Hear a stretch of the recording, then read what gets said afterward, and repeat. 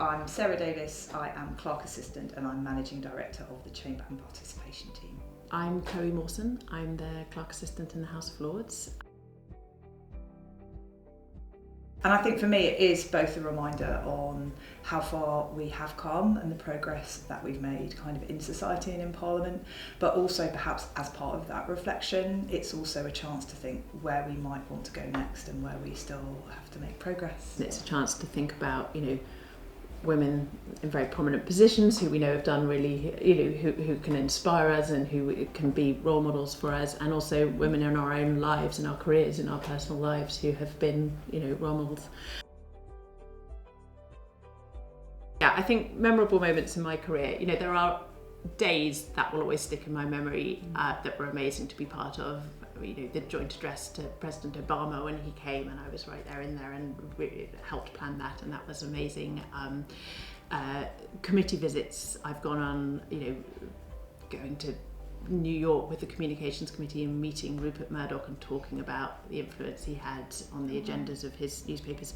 Those are all very memorable moments, but I think the one that really sticks in my mind is actually my first day, because I just didn't know what I was walking into. And I was straight out of university, and I just remember arriving, and the building was so grand, and all the colleagues I met were so articulate and confident and old and authoritative, and I remember thinking, this is such a juxtaposition to my life at university and everything that's gone before. And I still remember writing in my diary that night, I need to survive till Christmas. It was October. Yep. Because if I can survive the first 4 months, it won't be embarrassing when I have to leave, because I've done a decent amount of time before it was obvious that this was, not going to work. And of course that didn't happen. And, I settled in, and now it feels, almost like a second home. That's so interesting. On my first day, I turned up at the wrong place, and they ended up thinking I hadn't turned up for about 2 hours when I was sitting in the wrong place. I think I was either sitting in Central Lobby when I should have turned up at the old HR kind of centre in Dean's Yard, or vice versa. And they kind of lost me for about 2 hours and thought I'd decided not to come.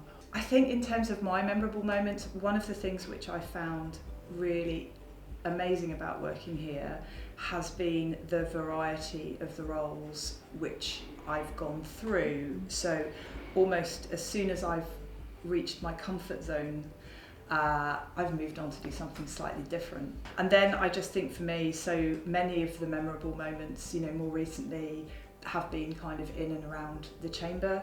I became Clerk Assistant in the Commons in April 2019, so obviously over the last kind of nearly 3 years, and like for you there's been a whole series of events which as a chamber and as chambers we've kind of needed to deal with and kind of like work together. I just remember this moment of being in my spare room in a sort of private part of a Zoom call with the chair was presiding from the Woolsack and others, about to launch them, and they weren't presiding from the Woolsack because we were all on Zoom, but doing the role, and we were all about to go into the first fully virtual debate, and you think I'm sort of in Parliament, I'm sort of in the House of Lords, I'm also in my spare bedroom. All my children are around this door because they're all doing homeschooling, but at this stage that was brand new, so they were doing nothing that resembled homeschooling because we hadn't worked out how that was going to work. And there's, just this extraordinary moment where you're launching these historically so significant changes. When change here normally is very slow and thought out, and then you're like, with very little time, I am in a virtual Parliament, from my spare room. I was one of the few people who was coming in from the beginnings of the sittings in April 2020. But actually, one of the interesting things for me, as a kind of a clerk there, was that we were in our chamber, but our chamber was really different. We had the screens up. We were clerking solo because of social distancing. So we just had kind of like one person at the clerk's table. And we were just having to worry about a whole different set of things, as well, of course, as kind of having to be aware of all the wider things that were going on in our lives and kind of all of our colleagues' lives. Yeah, no, it was an absolutely extraordinary time. Yeah, so it's definitely a set of memories, even if the memories get blurred. Yeah. So in terms of confidence and resilience, I think it's a really interesting kind of point, this, because obviously partly this is an individual point about your character, I guess, and I think that probably naturally I'm in some ways quite a confident person, so I think that's probably helped. And I think the thing that I've always borne in mind is obviously I take my job incredibly seriously and I take the responsibility that comes with it incredibly seriously, but I think you also have to maintain a sense of perspective. Yeah. You know, in that, both about the role and about your own position within it. I think it's one of the nice cultural things about the parts of the organisation I've worked in, where people take setbacks or mistakes or things that go wrong. It's not that they take them in their stride, but they're very open about when they happen. Yeah. There's a very quick focus then on, okay, so that's happened. What do we do now? Yeah. Who do we have to tell? You know, how do we kind of address it? And I think that's always really helped me, because it's very switched me into a mode of when something goes wrong, I don't suddenly go into a spiral of, oh, this is horrible, I've done a terribly bad thing, I'm no good. It's just, I think we just have a quite collective way of thinking that it suddenly switches to, okay, this is a new problem, we have a setback.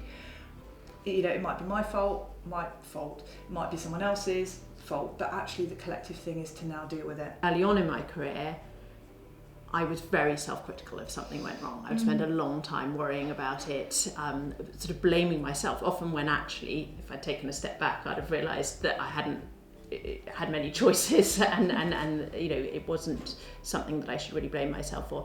And I've had to quite work on that, about actually sort of pausing, and rather than immediately thinking, well, I handled that badly or I should have handled that differently, thinking, you know, actually, is it intrinsically me that made this go wrong, or is it, you know, a wider context? And actually often, although knee-jerk reaction is to think it's your own fault, it's not. And what you said about getting to a point where actually when things go wrong, it's about working with colleagues to find the solution. I've really enjoyed getting to that, because I didn't have that at the beginning, and now, you know, I'm much better at not worrying really about who did what that led us to here, but who can do what to get us out of here and get us into a better place. And I think one of the ways that you can build confidence through your career is to find colleagues or mentors or even friends outside of work who you know, maybe work in different but similar environments, who, you know, you can be inspired by and learn off, and, you know, model the parts of their behaviour that you really know, you know, is something that has inspired you. So that sort of having those role models and relationships has been really important.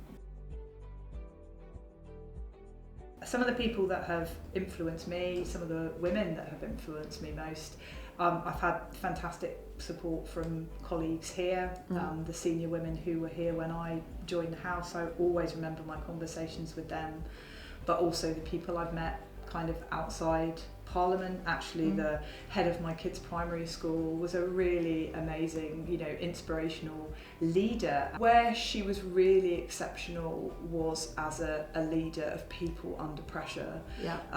And, you know, schools work on a term time environment to a certain extent. Parliament works on a bit like a term time environment, sometimes it feels. But I always remember speaking to her just before Christmas one year, and her talking about how important she thought it was to ensure that her staff were really well led, how she encouraged them to manage their time coming up to breaks, so that they didn't kind of work so hard when it came up to the break that they finished work and got ill or kind of like were under stress. She really thought about it from their perspective, and I thought, goodness me, you've got somebody who just has that realisation about the stress that these people are under. and you're prepared to really have those, you know, conversations about how you're going to manage these things to ensure that they actually get that break that they need. The interesting thing about working in Parliament is that there are so many different careers that we have here. We've got people who work in the kind of the digital space. We've got all our kind of fantastic like front of house colleagues. We've got people who work in research on the committee secretariat. You know, our broadcasting technical colleagues, our kind of colleagues in Hansard. And when you put together all the different skills that we need, you know, and think about the building that we're working in and all the kind of the skills that come with managing that part of the estate.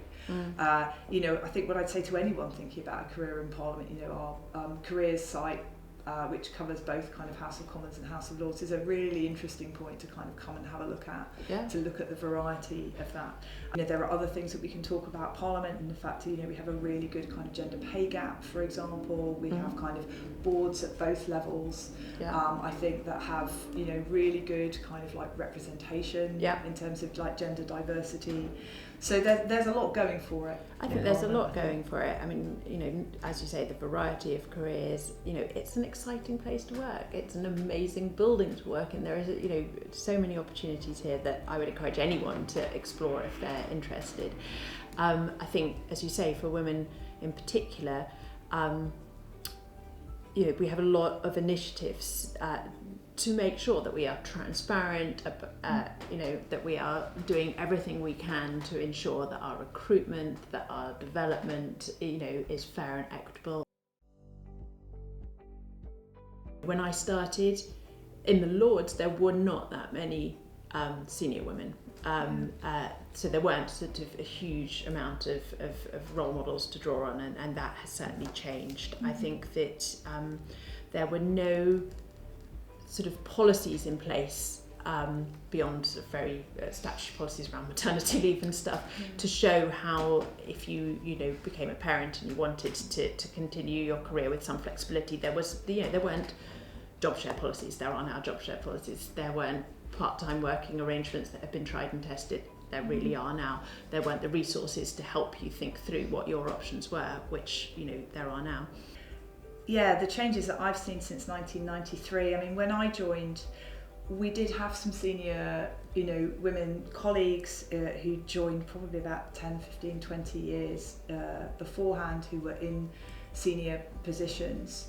Obviously, they were like a small number among a large group, but they were very influential for me in terms of, and I think the numbers game was changing all the way through the 90s until the early thousands and beyond, in terms of the intake and the conversations we were having. So I could see that it changing kind of as it went, and see that kind of progression through, which was brilliant. I think when I started my career, I've already talked about my first day, and in fact I turned up in the wrong place. I didn't really have a long-term game plan or any form at that point. I joined as a trainee clerk. I was interested to learn about Parliament, and I guess my first leadership role, I probably wasn't in probably for about 10 years, kind of like 10 or 15 years, something like that. And I think I grew into it quite slowly. No, when I think about the start of my career, no, did I think I'd become a future leader? I've just explained I hoped I'd survive till Christmas, and it was October, so I wasn't going to have time to develop leadership in that period. So at the beginning, I wasn't sure whether, you know, I was going to see a future here. I enjoyed working here, but it didn't necessarily feel like the sort of what I wanted to concentrate on forever. And then, as you know, you start to work yourself way through the organisation, and actually, I just began to find the ideas around how do you build a team that works really well together? How do you build a culture where people feel empowered, people feel able to raise issues?